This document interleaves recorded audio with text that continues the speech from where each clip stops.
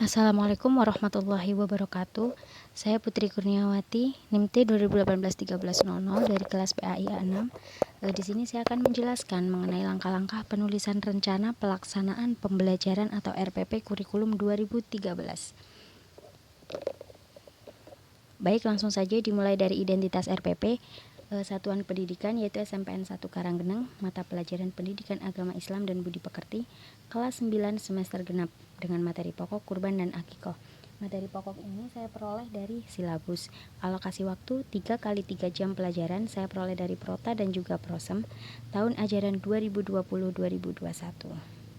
Selanjutnya yaitu poin A, kompetensi inti. Kompetensi inti ini saya peroleh dari Permendikbud nomor 37 tahun 2018 tentang KIKD. Di sini ada 4 poin KI. KI pertama yaitu menghargai dan menghayati ajaran agama yang dianutnya. KI kedua yaitu menunjukkan perilaku jujur, disiplin, tanggung jawab, peduli, toleran, gotong royong, santun, percaya diri dalam berinteraksi secara efektif dengan lingkungan sosial dan alam, jangkauan pergaulan dan keberadaannya.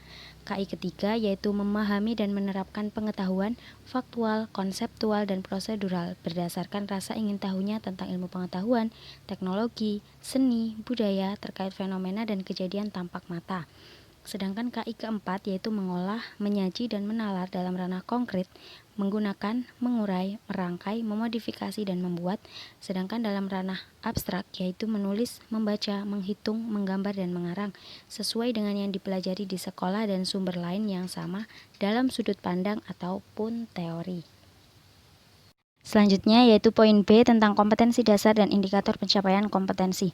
Kompetensi dasar ini saya peroleh dari silabus. Di sini ada 4 poin kompetensi dasar. Untuk poin pertama dan poin kedua yaitu ranah afektif. Untuk poin ketiga yaitu ranah kognitif, sedangkan poin keempat yaitu ranah psikomotorik. Di samping kompetensi dasar terdapat indikator pencapaian kompetensi.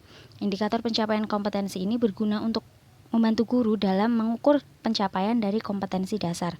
Indikator pencapaian kompetensi ini dalam penulisannya berpatokan pada kata kerja operasional atau KKO. Baik, selanjutnya yaitu poin C dengan tujuan pembelajaran. Tujuan pembelajaran ini dibagi menjadi 3 pertemuan seperti yang sudah dijelaskan di atas. Alokasi waktunya yaitu 3 kali 3 jam pelajaran. Untuk pertemuan pertama yaitu melalui metode korporatif tipe jigsaw, siswa dapat menjelaskan pengertian kurban dan akikoh dan juga seterusnya. Yang dimasukkan dalam tujuan pembelajaran ini hanya poin ketiga dan poin keempat, yakni poin ketiga tentang ranah kognitif dan juga poin keempat ranah psikomotorik. Oke, selanjutnya yaitu poin D dengan materi pembelajaran. Di sini saya membuat peta konsep mengenai materi-materi yang akan disampaikan dalam proses pembelajaran.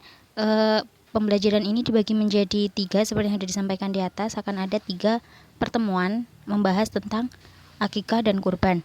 Materi-materi yang ada di materi pembelajaran ini berpatokan pada buku pedoman guru. Selanjutnya pada poin kelima yaitu poin E, metode pembelajaran.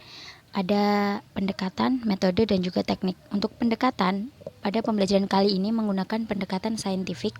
Untuk metode, yaitu menggunakan metode korporatif, sedangkan untuk teknik yang digunakan dalam pembelajaran untuk pertemuan pertama yaitu menggunakan teknik jigsaw. Untuk pertemuan kedua menggunakan teknik STAD. Untuk pertemuan ketiga menggunakan teknik peer tutoring. Yang selanjutnya yaitu poin F mengenai media pembelajaran. Media pembelajaran ini akan digunakan dalam proses pembelajaran. Ada 3 media pembelajaran. Yang pertama yaitu buku modul PAI materi kurban dan akikoh. Yang kedua PowerPoint tentang materi ketentuan hewan kurban dan juga akikoh. Dan yang ketiga yaitu tayangan video tentang pelaksanaan ibadah kurban dan akikoh. Selanjutnya poin G yaitu sumber belajar. Sumber belajar ini ada 3, yaitu yang pertama buku Pendidikan Agama Islam kelas 9 Kemendikbud tahun 2016. Yang kedua yaitu lingkungan sekolah dan juga rumah, dan yang ketiga yaitu dari internet.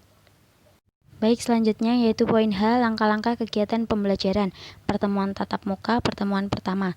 Dalam langkah-langkah kegiatan pembelajaran ini terbagi menjadi 3 poin, yakni pendahuluan, inti, dan juga penutup.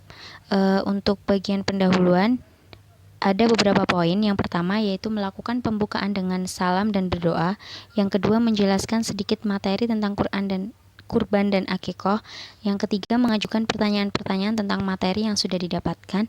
Dan yang keempat yaitu menyampaikan motivasi belajar, tujuan pembelajaran dan juga metode yang akan digunakan. Dalam poin pendahuluan ini alokasi waktunya yaitu 15 menit.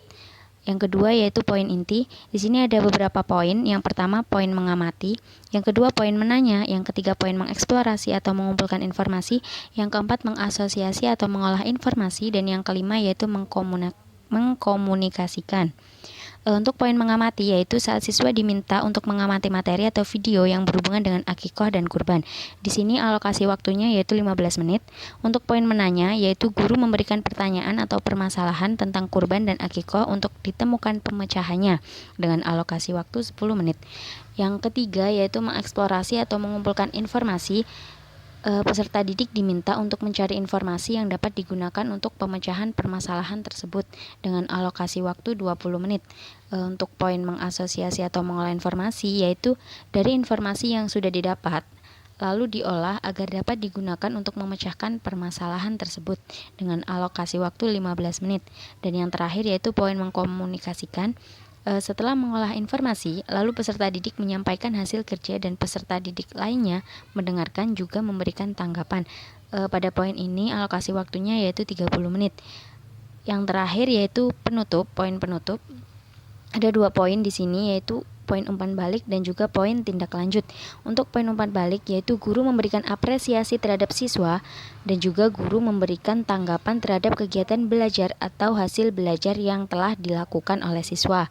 Untuk poin tindak lanjut yaitu guru memberikan tugas kepada siswa berupa pengayaan materi dan juga kegiatan selanjutnya yaitu menginformasikan kegiatan yang akan dilaksanakan pada pertemuan berikutnya kepada siswa. Untuk poin penutup ini alokasi waktunya yaitu 30 menit. Begitu juga seterusnya untuk untuk pertemuan kedua dan juga pertemuan ketiga. Selanjutnya yaitu pembelajaran jarak jauh atau daring. Pertemuan pertama di sini sama seperti pertemuan tatap muka, ada 3 poin yaitu poin pendahuluan, inti dan juga penutup. Untuk poin pendahuluan yaitu melakukan pembukaan dengan salam dan berdoa, menjelaskan sedikit materi tentang kurban dan akikoh, mengajukan pertanyaan tentang materi yang sudah pernah didapatkan, menyampaikan motivasi belajar, tujuan pembelajaran dan juga metode yang akan diterapkan dalam pembelajaran daring. Di poin pendahuluan ini alokasi waktunya yaitu 15 menit. Pada poin inti berisi tahapan pembelajaran jarak jauh. Yang pertama yaitu memberitahukan mengenai materi yang akan dipelajari di grup WhatsApp ataupun di Google Classroom. Yang kedua memberikan materi kepada peserta didik melalui video, voice note ataupun rangkuman materi. Yang ketiga yaitu diberikan pertanyaan atau persoalan yang harus ditemukan pemecahannya. Yang keempat yaitu mencari informasi dan mengumpulkan informasi untuk pemecahan masalah. Dan yang kelima yaitu menyampaikan hasil kerja melalui aplikasi Zoom ataupun Google Meet, dan peserta didik yang lainnya mendengarkan sekaligus memberikan tanggapan. Pada poin inti ini alokasi waktunya yaitu 90 menit. Dan yang terakhir yaitu poin penutup. Pada poin ini berisi guru memberikan apresiasi kepada seluruh peserta didik, guru memberikan tanggapan terhadap kegiatan belajar atau hasil belajar yang telah dilakukan, guru memberikan tugas kepada siswa berupa soal esai yang dikirimkan di grup WhatsApp ataupun di Google Classroom. Yang keempat yaitu guru menginformasikan kegiatan yang akan dilaksanakan pada pertemuan berikutnya. Dan selanjutnya yaitu pembelajaran daring ditutup. Pada poin penutup ini alokasi waktunya yaitu 30 menit. Selanjutnya poin I yaitu penilaian. Dalam poin penilaian ini ada 3 penilaian yaitu dari penilaian afektif atau penilaian sikap, penilaian kognitif atau penilaian pengetahuan, dan juga penilaian keterampilan. Untuk penilaian afektif atau penilaian sikap sendiri ada 2 yaitu penilaian diri dan juga penilaian observasi.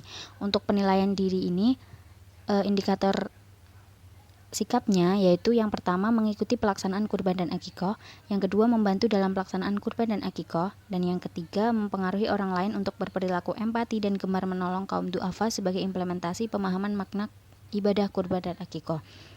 Dan yang terakhir yaitu menunjukkan perilaku empati dan gemar menolong kaum duafa sebagai implementasi pemahaman makna ibadah kurban dan akikoh. Untuk penilaian diri sendiri ini dilakukan oleh siswa itu sendiri secara jujur. Yang selanjutnya yaitu observasi. Untuk penilaian observasi ini dilakukan oleh guru. Selanjutnya yaitu penilaian pengetahuan. Penilaian pengetahuan ini berisi tentang soal-soal di mana hasilnya akan menunjukkan seberapa jauh siswa memahami materi yang telah disampaikan. Terakhir yaitu penilaian keterampilan. Dalam penilaian keterampilan ini ada aspek-aspek yang dinilai.